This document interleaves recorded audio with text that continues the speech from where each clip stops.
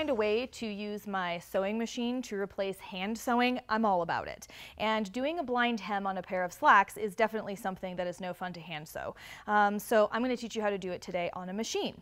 So if you look here, this cuff on this pair of slacks has already been stitched with a blind hem, and I've done it in white thread so that you can see the end result. So every once in a while, the machine will hit the fold of the fabric and hit to the front side. Now, if you look at pairs of slacks that you already have, you'll notice that these are there. They're just the same color thread as the pants so that you don't notice it. So when you're going to hem your pants, this fold line that you have right here, you've noticed I've pressed it, that's where I want the finished edge to be when I'm in the shoes that I'm going to wear with these pants. So when you cut it off, you're going to measure that area on the back of your pant leg, and then you're going to add about 1.5 inches here, leave an extra 1.5 inches, and then finish the edge with a serge like this before you do your blind hem. So folding the pants to do the blind hem is a little bit difficult, so I'm going to show you how to do that. The first thing we want to do is turn this pant leg inside out. So I'm just going to reach in the pants here, and I'm going to pull this guy through so that I'm looking at the wrong side of the leg, okay? Now I want to fold it up. I've pressed this really nicely so it folds up very easily to make my job easier. So I have my hem just like that, and now what I want to do, here's the weird part.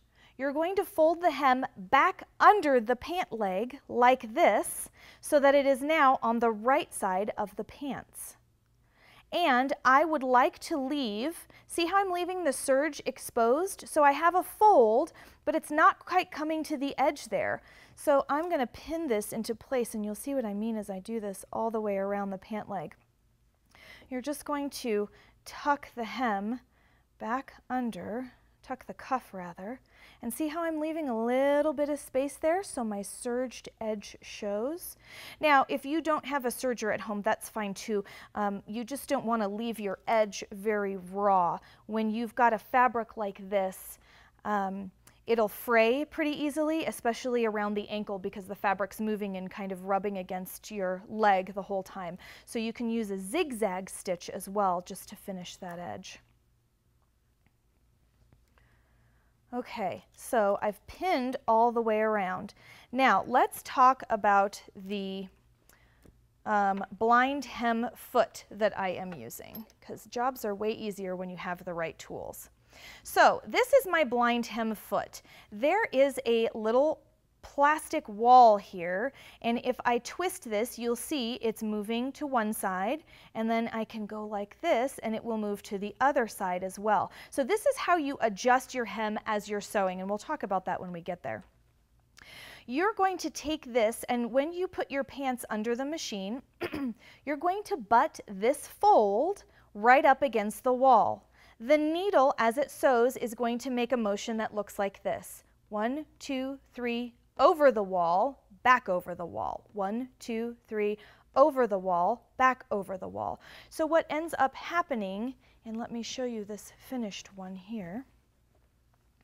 If we fold this under, here you see our stitch, 1, 2, 3, over the wall, and if I pull this out, you'll notice that that little stitch is just barely catching the fold, okay? So that way when we open it up on the other side, there's only a teeny little bit of thread showing.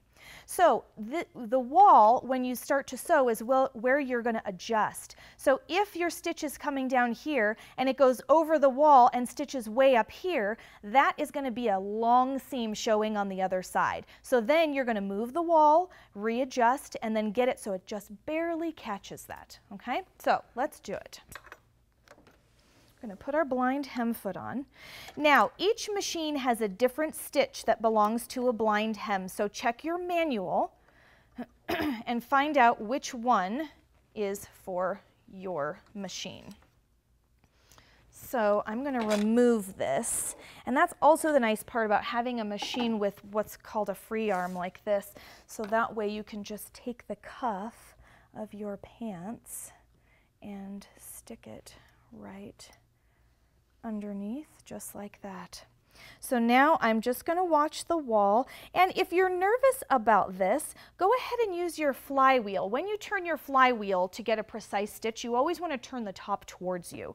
So I'm going to turn the top towards me, and I'm just going to walk it forward a little ways, and then when it jumps over the wall, that looks pretty good. I'm just barely catching that fabric. Now, please feel free to adjust this, move your fabric, and then test again before you get going.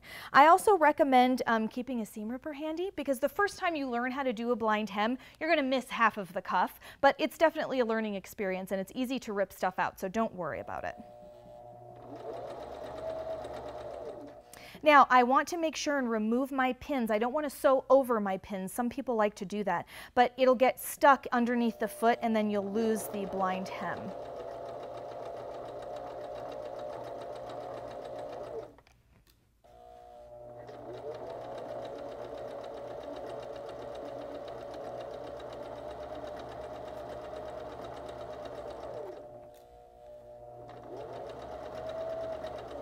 And when you get to a side seam like this, just go nice and slow over the top of it, and you'll get through it just fine.